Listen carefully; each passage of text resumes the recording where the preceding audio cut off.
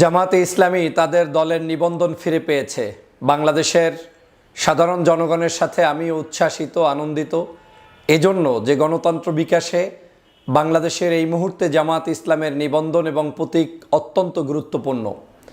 আমরা যারা গণতন্ত্রে বিশ্বাস করি, স্বাধীনতায় বিশ্বাস করি, মুক্ত জ্ঞান চর্চায়, ভোটাধিকার এবং মানবাধিকার প্রতিষ্ঠায় বিশ্বাস করি, তাদের প্রত্যেকটি রাজনৈতিক দলের প্রতি সহানুভূতি প্রকাশ করা, তাদের পাশে থাকা, কিন্তু তর্কের ময়দানে একে অপরের ভিন্ন আদর্শ পোষণ করলেও তাদের দুর্দিনে পাশে দাঁড়ানো এটা প্রত্যেকেরই দায়িত্ব।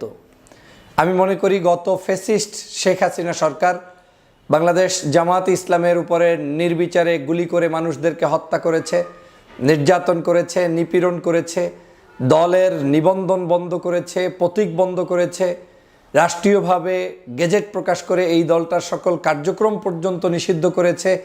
কিন্তু আজ প্রমাণ হয়েছে যে এই দলটি বাংলাদেশের কোনো সন্ত্রাসী সংগঠন নয়।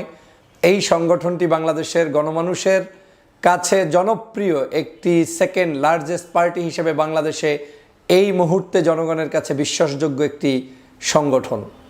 এই সংগঠনের নেতাকর্মীদের উপরে জুলুম, অত্যাচার, নিপীড়ন করে সংগঠনের কার্যক্রম যে স্তব্ধ করা যায়নি তা আজকে রায়ের মাধ্যমে প্রকাশ পেয়েছে এবং এই রায়ের মাধ্যমেই এই দলটি এখন নতুন করে উজ্জীবিত হবে। আমি প্রায়ই বলে থাকি যে বাংলাদেশের মানুষের কাছে গ্রহণযোগ্য কে আছে কে নাই এটা আপনি শাহবাগে দাঁড়িয়ে কিংবা ওই প্রেস ক্লাবের সামনে ৩-৪ জন ব্যানার ধরে বসে থেকে প্রকাশ করতে পারবেন না।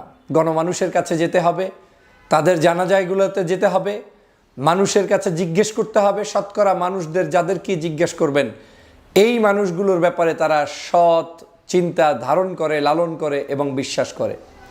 বাংলাদেশ জামাত ইসলামী বাংলাদেশের রাজনীতিতে কতটুকু অবদান রাখবে, তারা তাদের দল নিয়ে কতটুকু নির্বাচনে সফলতা অর্জন করবে সেটা নিতান্তই তাদের ব্যাপার এবং সেটা নির্বাচনী মাঠে আসলেই দেখা যাবে।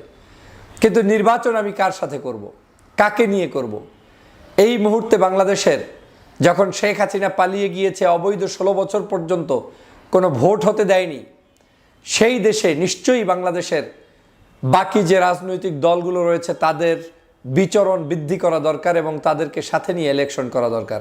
জামায়াত ইসলাম আগামী নির্বাচনে প্রতিদ্বন্দ্বিতা করবেন এবং সেই প্রতিদ্বন্দ্বিতার মাধ্যমে বাংলাদেশের একটি গণতন্ত্র উদ্ভাসিত হবে। সংসদে আমরা সরকারি দল এবং বিরোধী দল দেখতে পাব। আমরা বিশ্বাস করি নির্বাচন যদি সুষ্ঠু হয় তাহলে বাংলাদেশের জনগণ যে কাউকেই সরকারি দলে নিয়ে আসতে পারে। হতে পারে বিএনপি, হতে পারে জামাত, হতে পারে ভিন্ন কেউ। কিন্তু এই যে ভিন্ন কেউ আসবে, ভিন্ন কেউ যাবে, এটাই গণতন্ত্রের সৌন্দর্য। আমি নিজে দাবি করে বসে থাকবো যে আমিই ক্ষমতায় আসব, এটা কোনো সৌন্দর্যতা নয় এবং এটা যারা বিশ্বাস করে তারা শেখ হাসিনার পদঙ্ক অনুসরণ করে। জামাত ইসলামের উপরে জুলুম, নির্যাতন, অত্যাচারের রেজাল্ট আজকে তারা পেয়েছে যে তাদের উপরে যা করা হয়েছে সবই ছিল অন্যায় এবং এটার প্রতিবাদ আমি সেই বহুকাল আগ থেকে করেছি। নিশ্চয়ই বন্ধুরা আপনাদের মনে আছে এই দলটাকে বিচ্ছিন্ন করার জন্য শাহবাগে তারা কি নাটক করেছিল, বিরিয়ানি খিচুড়ি দিয়ে মিছিল করে তারপরে সেখানে প্রায় তরতাজা 11 জন তাদের দলের নেতাকর্মীকে কাউকে ফাঁসি দিয়ে কাউকে জেলের মধ্যে হত্যা করেছিল। সাম্প্রতিক সময়ে তাদের দলের একজন নেতা মুক্তি পেয়েছেন, এটিএম আজহারুল ইসলাম। তার মুক্তির মাধ্যমে সেখানে প্রমাণ হয়েছে যে যাদেরকে ফাঁসি দেওয়া হয়েছে মূলত তারা কেউ অপরাধী ছিলেন না, তাদেরকে রাজনৈতিক কারণে ফাঁসি দিয়ে তারপরে এই দেশ থেকে আওয়ামী লীগ বিতাড়িত হয়েছে। প্রিয় বন্ধুরা আমার, প্রত্যেকটা জিনিসের একটি শেষ থাকে। আজ বাংলাদেশের আওয়ামী লীগের শেষ, আওয়ামী লীগ আর মাথাচাড়া দিয়ে উঠতে পারবে না, দাঁড়াতে পারবে না। কিন্তু বাংলাদেশে যাদেরকে আপনারা চিরদিনের জন্য বন্ধ করতে চেয়েছিলেন সেই দল জামাত ইসলাম কিন্তু আবার মাঠে এসেছে, মাঠে থাকবে এবং নির্বাচন করবে। আমি আগামীর রাজনীতিতে আমি মনে করি যে বাংলাদেশের সবচাইতে বেশি খুশি হব যদি আমি সরকারি দল এবং বিরোধী দলের মধ্যে এই বিএনপি এবং জামাতকে দেখতে পাই। সে যেই ক্ষমতায় আসুক সে যেন অন্তত এই সংসদে দাঁড়িয়ে দাঁড়িয়ে সত্য এবং ন্যায়নিষ্ঠার কথা বলতে পারে। কেন বলছি এ কথা? গত 16 বছর সবচাইতে জুলুম এবং নির্যাতন, অত্যাচারের শিকার ছিলেন এই দুটি দলই এবং সেই দলের একটি অংশ হচ্ছে জামাত ইসলাম, যে জামাতের নেতাকর্মীদেরকে এত জুলুম অত্যাচারের পরেও তারা টিকে আছে, এখনও টিকে আছে এবং এখনও সগৌরবে তারা তাদের কাজ চালিয়ে যাচ্ছে। আপনারা জানেন এই দলের বহু নেতাকর্মীকে গুম করা হয়েছিল। খুন করা হয়েছে, বাড়ি বাড়ি গিয়ে অস্ত্র দিয়ে তারপরে হত্যা করা হয়েছে, কিন্তু তারা কিন্তু এখনও তাদের সেই আদর্শ থেকে বিচ্যুত হয়ে যায়নি। তারা তাদের কাজ চলমান রেখেছে এবং চলমান রাখবে। শেখ হাসিনা প্রমাণ করে গিয়েছিল যে এই বাংলাদেশ শেখ হাসিনা ছাড়া আর কেউ থাকতে পারবে না, কিন্তু আজকের প্রমাণ হয়েছে না, এই বাংলাদেশ শেখ হাসিনার জন্য নয়, এই বাংলাদেশ কোনো দুষ্ট চক্রের জন্য নয়।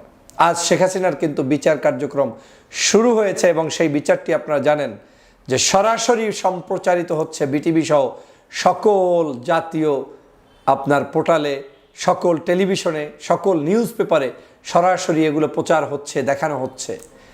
এই যে একটি স্বচ্ছতা এবং স্বচ্ছতার ভিত্তিতে তার খুনের বিচার জাতি দেখতে পাবে, এটাই হচ্ছে আওয়ামী লীগ এবং বর্তমান সময়ের মধ্যে পার্থক্য।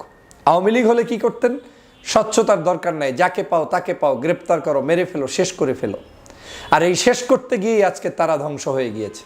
প্রিয় সহযোদ্ধা ভাইরা, প্রিয় বোনেরা, আপনারা জানেন আজ এই দলটি নিবন্ধন পাওয়ার মধ্য দিয়ে আমার কাছে মনে হয়েছে মজলুমের মুখে হাসি ফোটা শুরু হয়েছে।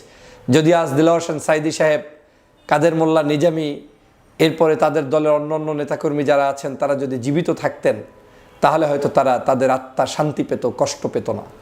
তারা হয়তো বুঝতো যে আজকের তাদের সেই জুলুমের অত্যাচারের রেজাল্ট কি এসেছে। তবে তারা মৃত্যুর আগে বুঝেও গিয়েছে, তারা বলে গিয়েছে বারবার যে যত জুলুম আসুক, অত্যাচার আসুক, আমরা কোনো জায়গায় মাথা নত করব না, বিজয় তোমাদেরই হবে, বিজয় ইসলামেরই হবে, বিজয় এই দলেরই হবে। আজকে সেই বিজয়টি অর্জন হয়েছে। আমি ওই সকল শাহবাগের কারণে যেই সকল মানুষদের হত্যার শিকার হয়েছেন সেই শহীদি পরিবারগুলোকে স্মরণ করছি, তাদের প্রতি শ্রদ্ধা জানাচ্ছি। যে সকল শহীদ পরিবার কষ্ট করে এখন পর্যন্ত আপনারা অপেক্ষায় ছিলেন জামাতের নিবন্ধন এবং তাদের উপরে যে তকমা লাগানো যুদ্ধাপরাধের বিচারের নামে প্রহসন, সেটা থেকে মুক্তি পাওয়ার আজ আল্লাহ আপনাদেরকে দুটোই দিয়েছে। অতএব শুকরিয়া আদায় করুন, আল্লাহর দরবারে সেজদা দিন এবং আপনাদের এই সৎ চিন্তা, ভালো মানসিকতাগুলো জনগণের কাছে তুলে ধরুন। জনগণ আপনাদের এই সকল জুলুম অত্যাচারের জবাব ব্যালট পেপারের মাধ্যমে এবং গণতান্ত্রিক প্রক্রিয়ায় আপনাদেরকে উপহার দিবে, তাদেরকে শাস্তি দিবে এবং আপনাদেরকে উপহার দিবে। প্রিয় বন্ধুরা আমার, আজকের জামাতের এই নিবন্ধন ফিরে পাওয়ায় আমি সারা দেশবাসীকে ধন্যবাদ জানাই। জামাতের আমির ডাক্তার শফিকুর রহমান সাহেব সহ জামাত ইসলামের সকল শ্রেণী পেশার সদস্যবৃন্দ, শুভাকাঙ্ক্ষী, শুভানুদ্দায়ী অথবা জামাতের একজন শত্রু যেও আজকের দিনটাতে অপেক্ষায় ছিলেন কি রেজাল্ট আসে দেখা যাক, তাদের সকলের প্রতি আমি ধন্যবাদ জানাই। এজন্যই আমি জানাই আমি উদার, আমি গণতন্ত্রকে বিশ্বাস করি, আমি উদারভাবে সত্যকে সত্য বলতে পছন্দ করি, ন্যায়কে ন্যায় বলতে পছন্দ করি এবং মজলুমের সাথী থাকতে চাই। মজলুম আমার শত্রু হলেও সে মজলুম। জামাত ইসলামের পক্ষে দীর্ঘ 16 বছর লড়াই করেছি, সংগ্রাম করেছি। বিএনপির দেশনেত্রী বেগম খালেদা জিয়া সহ বিএনপির উপরে জুলুম, নির্যাতন, অত্যাচারের স্টিম রোলারের বিরুদ্ধে কথা বলেছি, সংগ্রাম করেছি। শুধু এই দুটি দল নয়, বরং বাংলাদেশের সকল নির্যাতিত মানুষের পক্ষে আমি কথা বলেছি। অতএব আমার সেই সত্যের পক্ষে কথা বলাটা আজ দমে যাবে, বন্ধ হবে, সেটা আমি চাইনি, চাবো না, কোনো দিন যাতে না হয় সেজন্য আপনাদের দোয়া চাই। আমি জামাত ইসলামকে অনুরোধ করব, আপনারা গণমানুষের দল ইতিমধ্যেই রূপান্তরিত হয়েছেন। জনকল্যাণে আপনারা যেভাবে হিন্দু, মুসলমান, বৌদ্ধ, খ্রিস্টান সকলের পাশে দাঁড়াচ্ছেন, আগামী দিনে আপনারা সেটা অব্যাহত যেমন রাখবেন, পাশাপাশি এই দেশকে রক্ষা করতে হলে আপনাদের নেতৃত্ব অত্যন্ত গুরুত্বপূর্ণ। আমাদের এখন জাতীয় ঐক্য দরকার, বাংলাদেশের মানুষের মধ্যে হানাহানি বন্ধ করা দরকার, হিংসা বিভেদ বন্ধ করা দরকার। আপনারা যদি বড় রাজনৈতিক দলগুলো ঐক্যবদ্ধ থাকতে পারেন তাহলে আমরা সাধারণ নাগরিকরা শান্তিতে থাকতে পারবো। জামাত সেই কাজটি করতে উদাত্ত ভূমিকা পালন করবে এবং জামাত, বিএনপি সহ এদেশের বাকি ইসলামিক এবং দেশপ্রেমিক দলগুলো ঐক্যবদ্ধভাবে ফেসিবাদকে রুখে দিতে ভূমিকা পালন করবে, সেটাই আমার প্রত্যাশা।